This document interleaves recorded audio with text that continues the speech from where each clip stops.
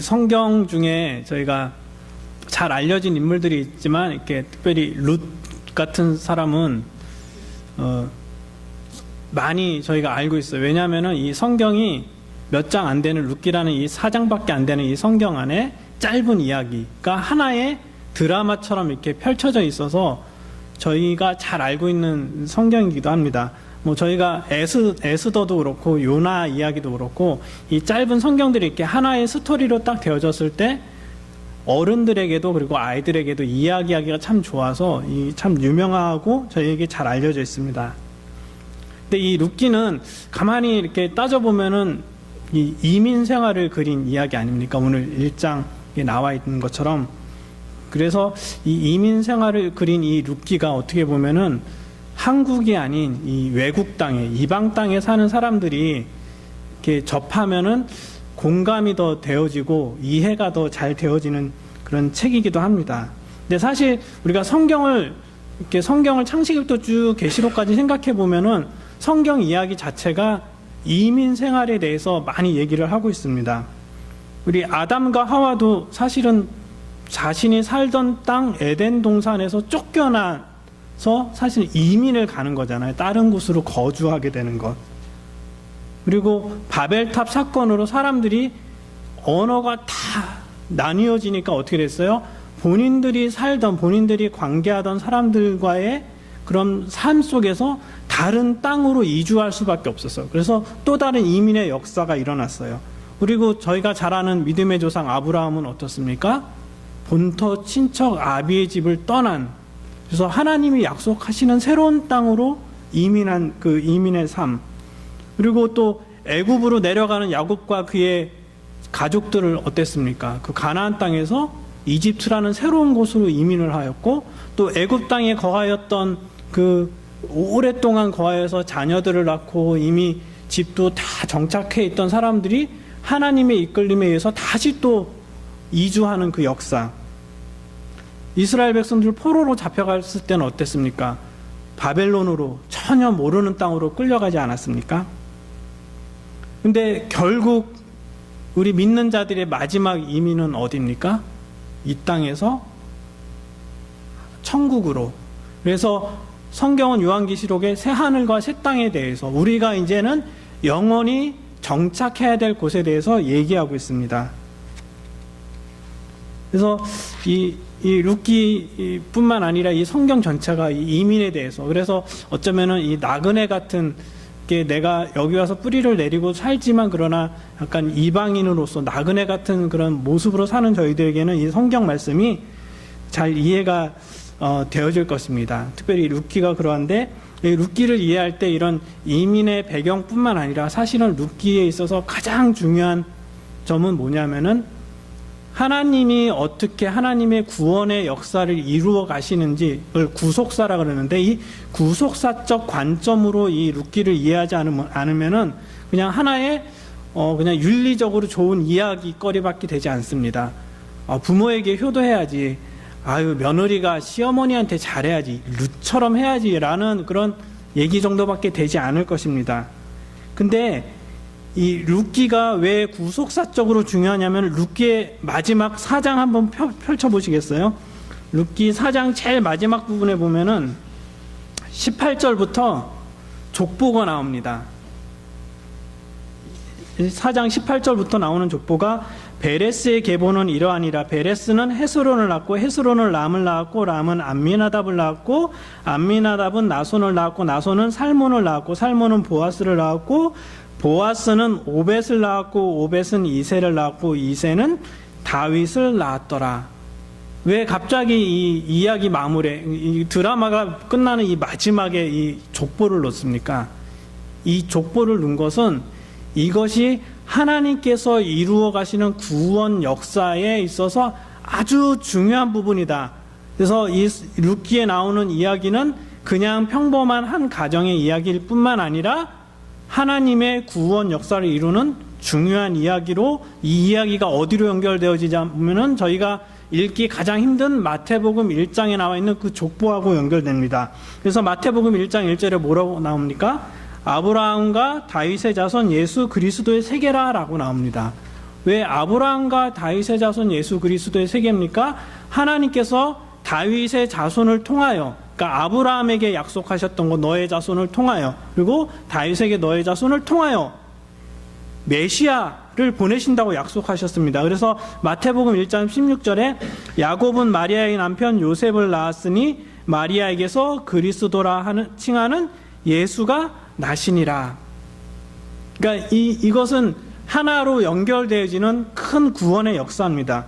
즉 이 족보를 통해서 하나님께서는 내가 나의 구원 역사를 반드시 성취하실 것이다 라는 것입니다. 이것은 하나의 지어낸 이야기가 아니라 사실이고 내가 이 가정을 통하여 구원 역사를 이루어 갈 것이며 이룰 것이다 라는 확실한 하나님의 의지인 것입니다. 그리고 이것은 그냥 어쩌다가 그냥 우연히 생긴 이야기가 아니라 하나님께서 계획하신 것, 하나님께서 영원전에 이미 예비하신 그 사건이라는 것입니다. 그렇지만 이렇게 큰 구속사적 관점에서 이 룻기가 이해되어져야 하지만 또한 한편으로는 이 룻기에 나와 있는 이 인물들과 그 가정을 통해서 하나님께서 저에게 또 개인적으로 저에게 말씀하시는 부분들이 있습니다.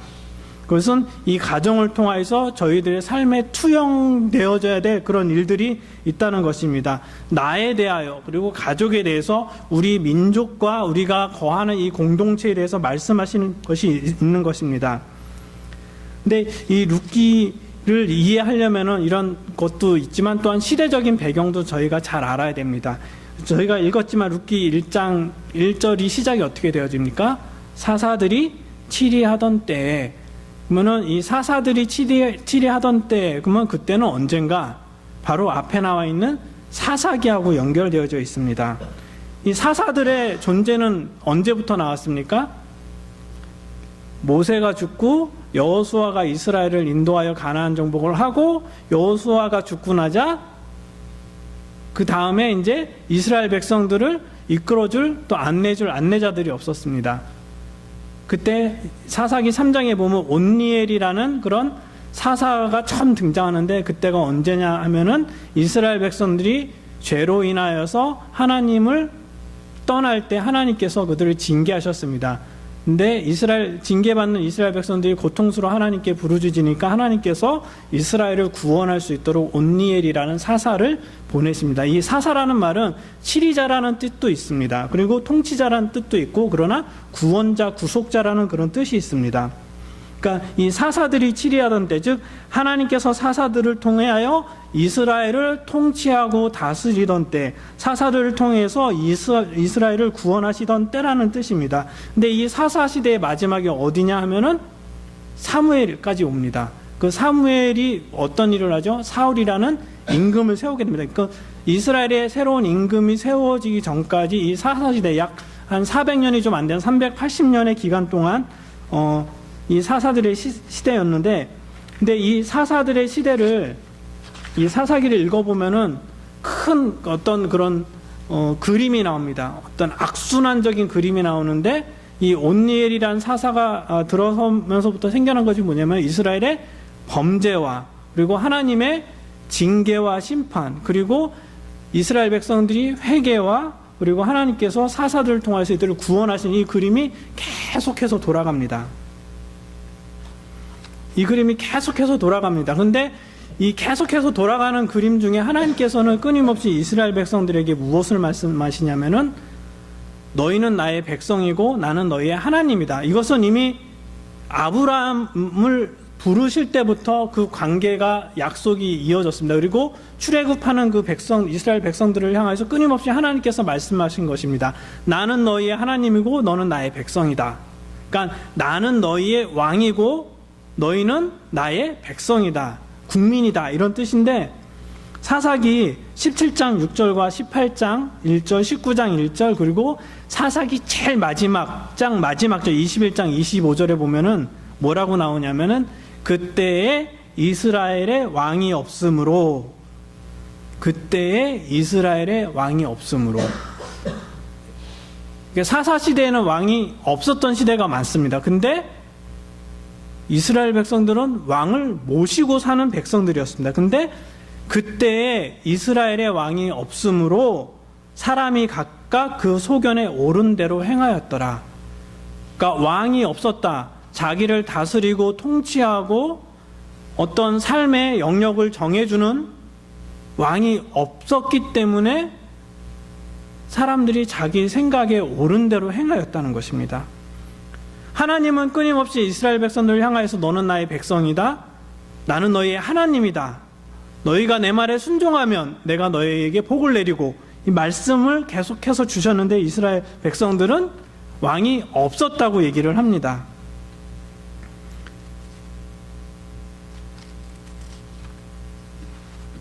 하나님은 이스라엘 백성들에게 단순히 그냥 왕이 아니셨고 단순히 그냥 통치자가 아니셨어요.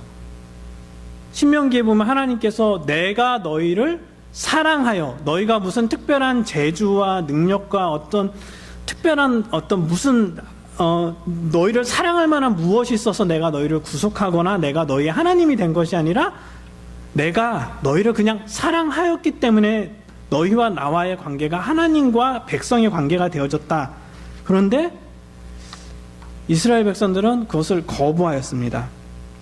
그러니까 룻기가 이 사사들이 치리하던 때, 그러니까 사사들이 치리하던 그때 이스라엘 백성들이 하나님을 왕으로서 모시지 않고 인정하지 않고 왕이신 하나님을 거절하고 자기 생각대로 자기 원하는 대로 결정하고 행하던 그때의 이야기가 이 룻기의 이야기입니다.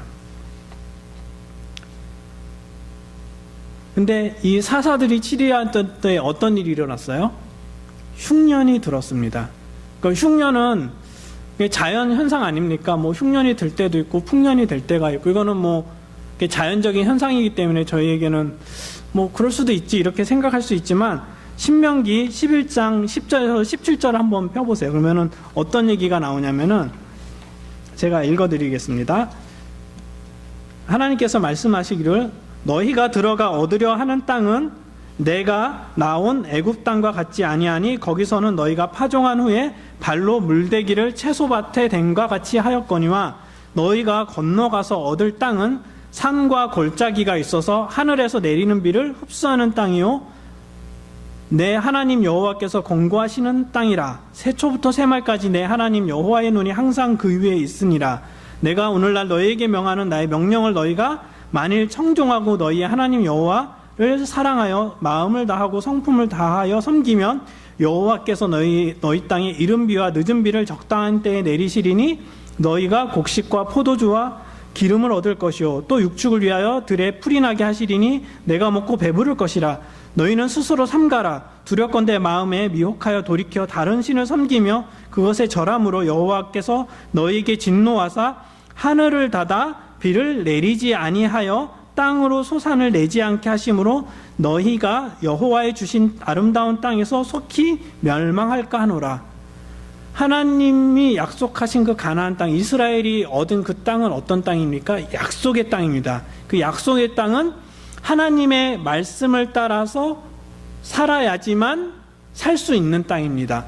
젖과 꿀이 흐르는 땅, 저희가 생각하기에는 비옥할 것 같은데 그렇지 않은 땅, 하나님이 비를 내리지 않으면 안 되는 땅, 그냥 자연스럽게 제가 미국 가서 가장 좋았던 게 뭐냐면은 어디를 가든지 푸르다는 겁니다. 이 근처, 버지니아 이 근처는 어디든 가든지 나무가 있고 숲이 있습니다. 근데 여러분 이 중동 이 이스라엘 요르단에 한번 공항에 딱 내리시면 어떤 일이 일어나냐면 비행기가 내리려고 공항을 내리면요 다 브라운색이에요.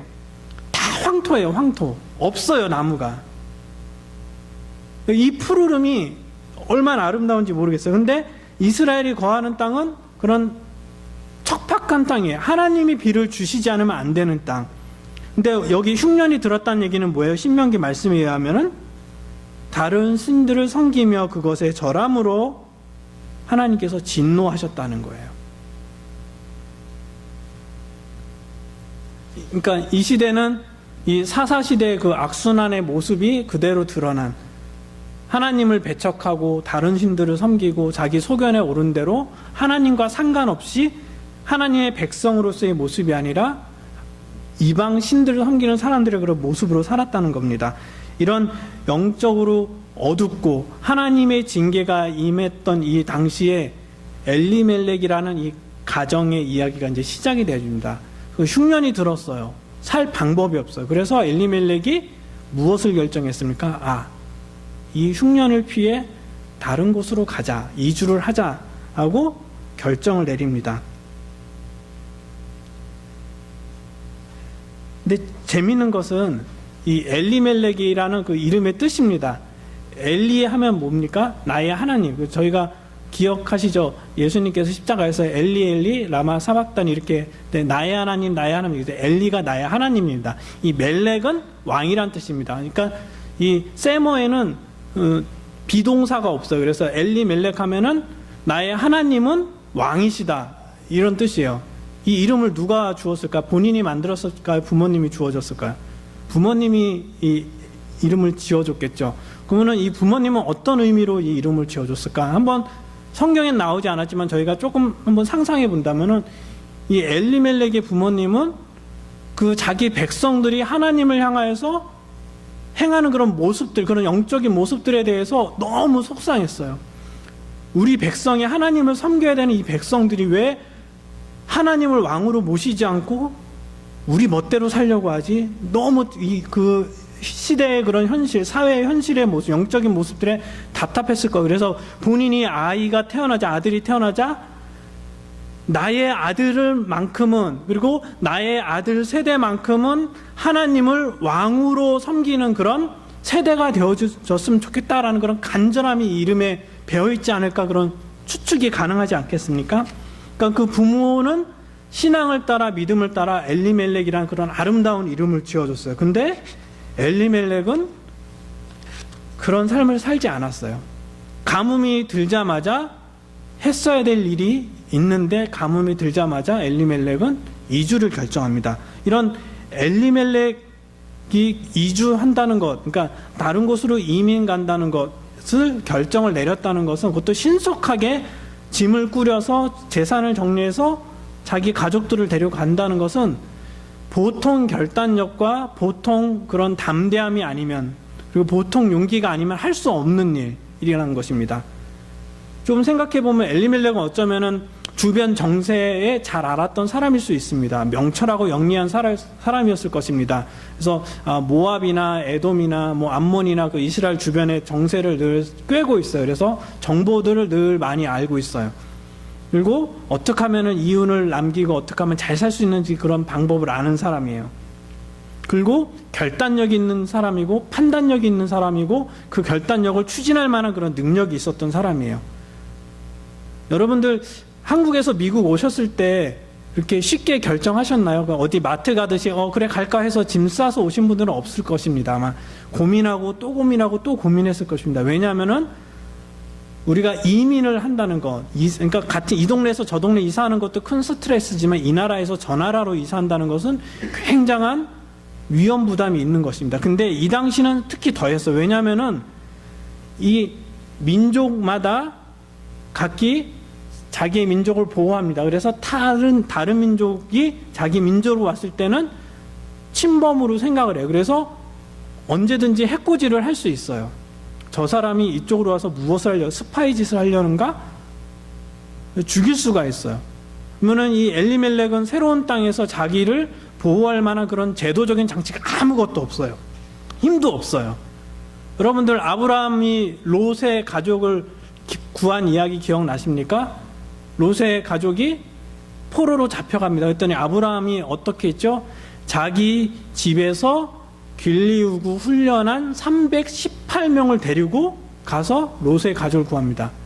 아브라함이 이렇게 갈대우르를 떠나면서 쭉 내려왔을 때 그 사이에 아브라함은 자기의 많은 하인들과, 그 하인들은 자기의 가축들을 보호할 뿐만 아니라 자기들의 생명을 보호할 어느 정도의 훈련이 되어진 사람들이 있었다는 것입니다.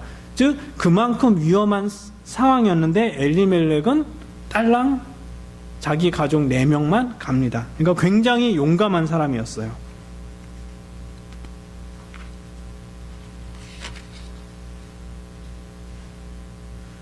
근데 엘리멜렉이 이렇게 이주를 한 것에 대해서 저희가 흉년이 나면은 다른 곳으로 가서 잘 살 수 있지 않을까? 아브라함도 흉년 나니까 저기 이집트로 내려갔잖아요. 이렇게 생각할 수 있지만, 근데 이 모압이라는 족속이 어떻게 생겨났는지 저희가 안다면, 그리고 이 구약에서 모세 오경에서 모압에 대해서 어떻게 설명하는지 알면은 이 생각이 조금 달라질 것입니다. 이 모압의 조상은 누구죠? 롯이에요. 소돔과 고모라가 하나님의 심판을 받을 때 롯과 그 아내와 그 두 딸만 탈출하였어요. 근데 롯의 아내는 어떻게 됐습니까? 뒤를 돌아봐서 소돔 기둥이 됐고 롯과 두 딸만 살아남았어요. 근데 롯의 두 딸이 무슨 계획을 세웠습니까? 이제 동굴에 피했어요. 간신히 살아남아서 동굴에 피했어. 동굴에 피했는데 이 롯의 두 딸이 말하기를, 이 세상의 모든 의인들은 다 죽었는데 그러면 우리는 어떻게 우리 자손을 결혼해서 자손을 낳을까? 그래서 롯의 두 딸이 모의를 꾸며서 아버지에게 술을 마시우고, 처음에는 큰딸이 아버지와 잠자리를 같이 하고 그 다음에는 둘째 딸이 아버지와 잠자리를 같이 해요. 그래서 큰딸과 그 아버지 롯 사이에서 태어난 민족이 바로 모압이에요. 그리고 둘째 딸과 아버지 사이에서 태어난 민족이 암몬 족속이에요. 근데 이 모압 족속은 이스라엘이 출애굽하는 과정 가운데서 계속 이스라엘 백성들을 괴롭혔어요. 도와주지 못하고 저주하려고 그랬고, 그래서 하나님께서는 이 모압 족속과 암몬 족속은 하나님의 총회, 하나님의 예배하는 그 자리에 영원히 들어오지 못하도록 명령을 하셨어요. 그리고 이 모압 족속이 있는 그 땅이 어디냐면은 지금의 사해 동편, 지금의 요르단 땅인데 사해 동편 지역입니다. 즉 소돔과 고모라가 있었던 그 지역입니다. 그러면 그 지역의 영적인 분위기는 어땠을까요? 그러니까 모압 족속의 땅이 그러한데 엘리멜렉은 그것을 보지 않았어요. 그냥 그곳으로 옮겼어요. 마치 아브라함이 롯에게 우리 식구가 서로 많으니까 우리 이제 갈라서야 되겠다 했을 때 롯이 저기 정말 푸르른 지역, 생명력이 넘치는 그 지역 소돔과 고모라를 택하였던 것처럼 엘리멜렉도 그렇게 택해서 지금 이주를 한 것입니다. 근데 이 이주를 하는 과정에서 이 가정에 큰 불화가 있었던 것처럼 성경은 얘기하지 않아요. 나오미도 그리고 두 아들 말론과 기럧도 그것에 대해서 공감하고 아주 같이 잘 따라간 것처럼 보입니다. 왜냐하면 말론과 기럧도 그 뒤에 이야기 보면은 어떻습니까? 결혼할 정년기에 있는 이미 장성한 청년들이었어요. 얼마든지 만약에 이 나오미의 눈에 아니면 말론과 기럧 이 두 아들의 눈에 아버지의 결정이 합당하지 못하였다면은 아버지 왜 그렇게 하십니까? 이거는 하나님 앞에 옳지 못한 결정이라고 반대했을 텐데 나오미도 그리고 두 아들도 그것에 대해서 반대하지 않았어요. 그리고 같이 잘 따라갔어요. 그리고 그 땅에서 정착을 잘 했어요. 엘리멜렉이 금방 죽었지만 그러나 이 말론과 기럧이 금세 결혼할 수 있었던 거 보면은 이미 많은 재산을 챙겨가지고 정착을 하였어요. 그리고 이웃들과도 좋은 관계를 금세 맺었던 것 같아요. 그러니까 그 이방에서 다른 나라에서 온 청년들에게 자기 딸을 주지 않겠습니까? 이렇게 멋진 어떤 이스라엘에서보다 이제는 이 모압 땅에서 내가 자리를 잡고 이제 번성해야지 멋진 미래를 향한 밝은 꿈을 가지고 떠났던 이 가정이 이제는 엘리멜렉의 죽음, 그리고 또 어떤 일이 있습니까? 두 아들의 결혼을 통하여서 위로를 받지만 그러나 10년 동안 두 아들 다 자녀를 갖지 못하는 그런 하나님의 징계 가운데 놓여 있었습니다. 근데 이 가정은 그것을 보지 못하였어요. 엘리멜렉이 죽었을 때도, 그리고 10년 동안 나오미가 자기의 두 아들이 자녀를 갖지 못하는 것에 대해서도 보지 못했어요. 이 자녀는 하나님께서 하나님의 백성들에게 주시는 기업이라고 하였습니다. 축복입니다. 그리고 태를 열고 닫으시는 건 하나님께서 하시는 일이에요. 근데 이 두 아들은 10년 동안 그렇게 무자하였습니다. 그리고 결국은 어떻게 됐습니까? 두 아들 다 죽어버렸습니다. 이것이 오늘 저희가 읽은 1장에서 5절까지 이야기, 1장 1절에서 5절까지 이야기입니다. 두 아들 다 죽고 남편도 죽고, 그리고 1장 11절에 보면 나오미가 고백하기를 빈손이라고 했어요. 그러니까 재산도 남편의 죽음과 또 두 아들이 또 그동안 살아오면서 보니까 재산이 거의 바닥이 났던 것 같아요. 그래서 나오미와 롯이 이스라엘에 돌아갔을 때 사람들이 깜짝 놀랐어요. 나오미의 모습을 보고. 좀 더 멋지게 하고 왔어야지 될 텐데 초라한, 먼지가 뒤집어 쓰고 옷은 너덜너덜해진 그런 초라한 행색으로 돌아온 모습을 보고 깜짝을 놀랐어요. 그런 사실을 볼 때 이 가정은 이미 망한 가정이고 실패한 가정입니다.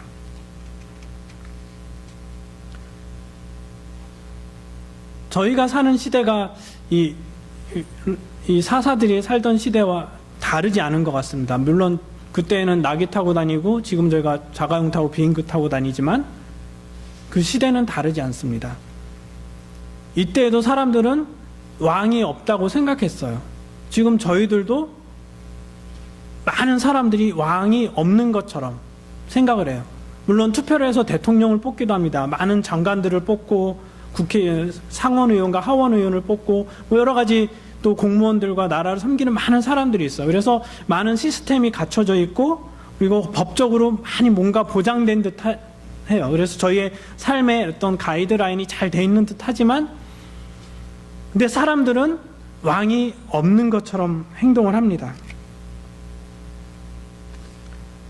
믿는 사람들의 모습도 크게 다르지 않는 것 같습니다. 다들 자기 소견에 옳은 대로. 이런 비슷한 시대적 상황 가운데 혹시 여러분에게 이런 엘리멜렉 가정과 같은 일이 벌어진다면 여러분들은 어떤 판단을 내릴 수 있겠습니까? 과연 우리 가정은 내가 잘못 판단한다 할지라도 나의 아내가, 나의 자녀들이 나의 잘못된 판단을 막아줄 만한 그런 영적인 상황인가? 정말 나의 가정은 하나님을 왕으로 모시면서 하나님이 기뻐하시는 그 결정을 따를 만한 그런 영적인 그런 분위기가 되어져 있는 가정인가?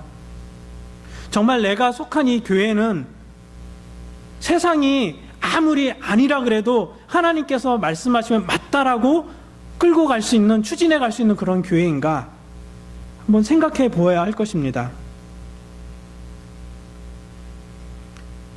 이 시대는 저희에게 영적인 통찰력을 요구하는 시대입니다. 영적인 안목을 요구하는 시대입니다. 왜냐하면 하나님을 거스리는 일을 끊임없이 하고 있는 시대입니다.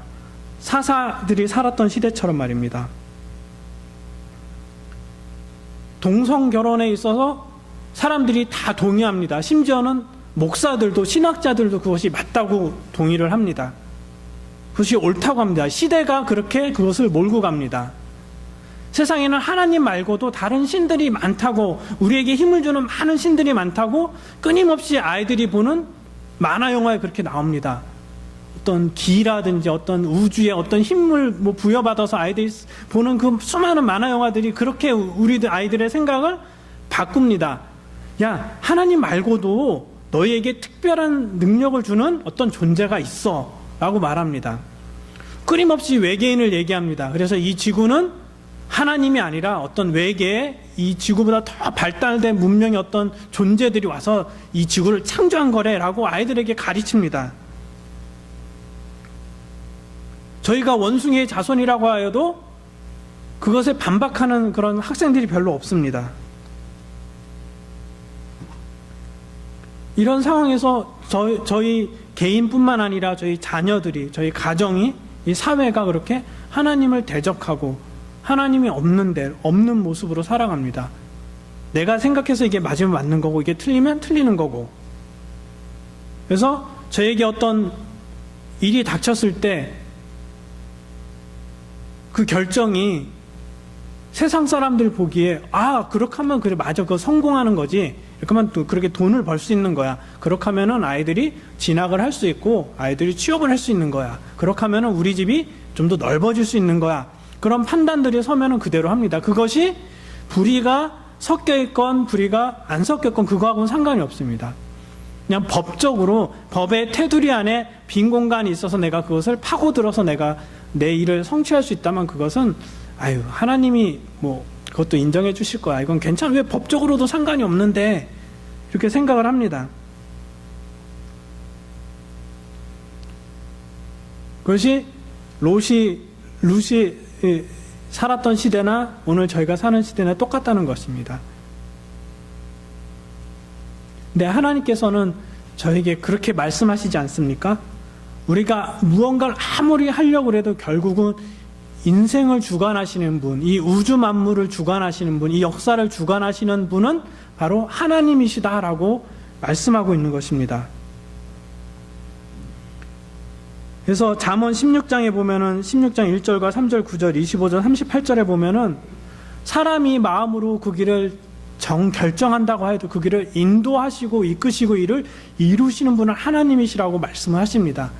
우리가 아무리 무언가를 노력하려고 해도 하나님께서 허락하여 주시지 않고 이끌지 않으면 그것은 아무것도 아니라는 것입니다. 그리고 잠언에 계속 나오는 얘기가 뭡니까? 여호와를 경외하고 하나님을 경외하는 것, 하나님을 왕으로 섬기는 그것이 우리 인간이 가질 수 있는 가장 큰 지식이고 가장 지식의 밑바탕이고 근본이라고 얘기를 하고 있습니다. 그래서 하나님을 섬기는 사람들, 하나님을 신뢰하며 따르는 사람들, 저희가 부르는 의인이라고 부르는 그런 사람들은 여호와의 이름을 견고한 망대로 여깁니다. 그래서 그리로 달려가서 안전함을 취하는 것입니다. 시편 33편 12절과 144편 15절에 보면 이렇게 나와 있습니다.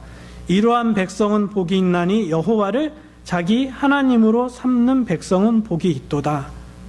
여호와를 자기 하나님으로 삼는 백성, 여호와 하나님이 말씀하신 그것이 세상 사람들이 말씀하시는 그 어떤 것보다도 최고의 우선순위가 있고 최고의 가치가 있어서 내가 비록 이 땅에서 그 말씀을 따르기 때문에 당하는 고통이 있다 할지라도 그것을 붙들고 살아가겠다고 인정하고 그런 삶을 사는 백성, 그래서 그렇게 고통당하는 백성들, 그래서 그렇게 하나님을 위하여 핍박받는 백성들은 복이 있다는 것입니다. 제가 지난번 말씀 전할 때 그 히브리서 말씀 12장에 나와 있는 말씀, 11장에 나와 있는 말씀 나눴죠. 11장 마지막에 보면 뭐라고 나옵니까? 세상이 감당치 못하는 사람들. 왜입니까? 세상의 가치관대로 따르지 않고 세상의 가치관을 거슬려서 하나님을 왕으로 섬기고 하나님만이 우리의 왕이시고 주인 되심을 고백하기 때문에, 그래서 죽음까지도 불사하는 사람들은 세상에 감당할 수 없는 사람들입니다. 그들은 사자의 밥이 되어도 하나님을 거스르지 않았습니다. 그들은 자기의 가죽이 벗겨지는 고통을 당하여도 하나님을 배반하지 않았습니다. 그들뿐만입니까? 일제시대와 6.25를 거치면서 저희의 믿음의 선친들이 그렇게 살지 않았습니까? 근데 저희에게 지금 필요한 것은 뭐냐면은 이 시대를 분별하는 것입니다.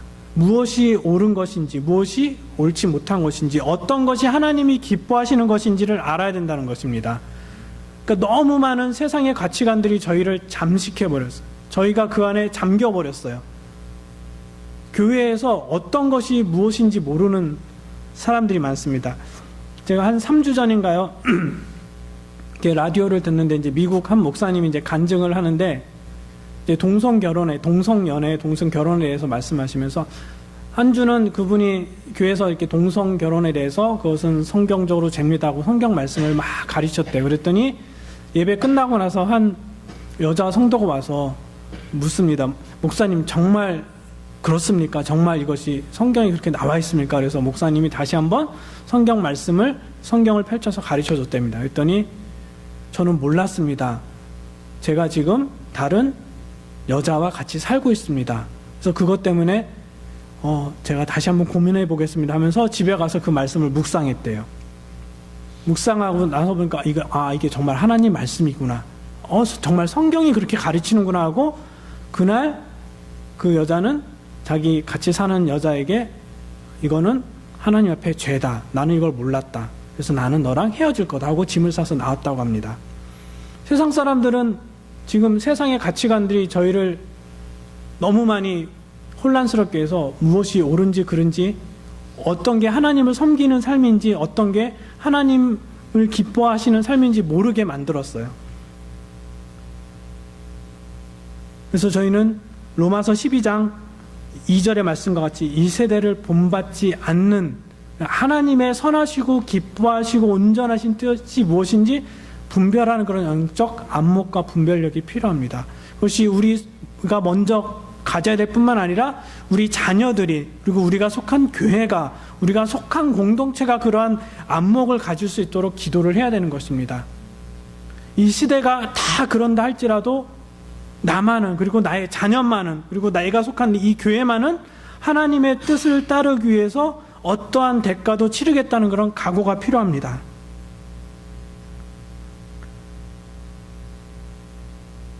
저희가 엘리멜렉보다 낫다고 말할 수 없습니다. 저희가 나오미를 비난할 만한 그런 자격이 없습니다. 말론과 기론같이 아우 걔들은 왜 가서 죽었대, 아우 참 미련하네, 이렇게 손가락질 만한 자격이 저에겐 없습니다. 저희의 삶 가운데 그런 모습이 너무 많았기 때문에, 단지 저희가 오늘까지 살아있음은 하나님의 은혜이고 하나님께서 저희를 오늘도 긍휼히 여겨주시는 그 은혜 때문인 것입니다.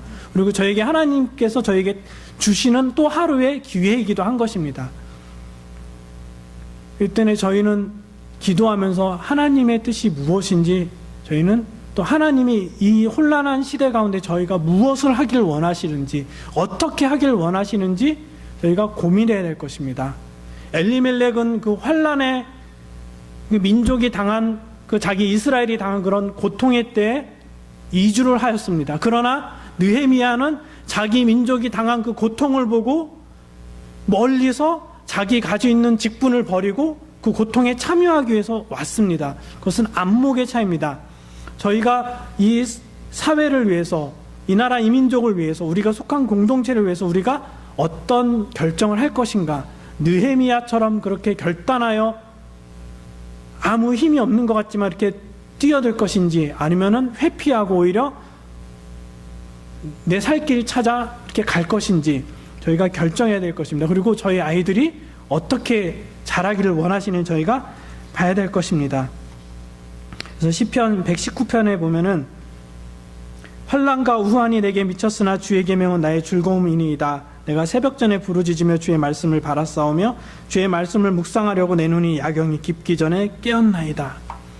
이렇게 우리가 하나님 말씀에 붙들려 있지 않고, 우리가 하나님 말씀에 온전히 세워지지 않고 하나님의 뜻을 찾으려고 저희가 눈물을 흘리지 않는다면은 저희는 이 세대를 거스르지 못하고 세대에 휩쓸리는 자들이 될 것입니다.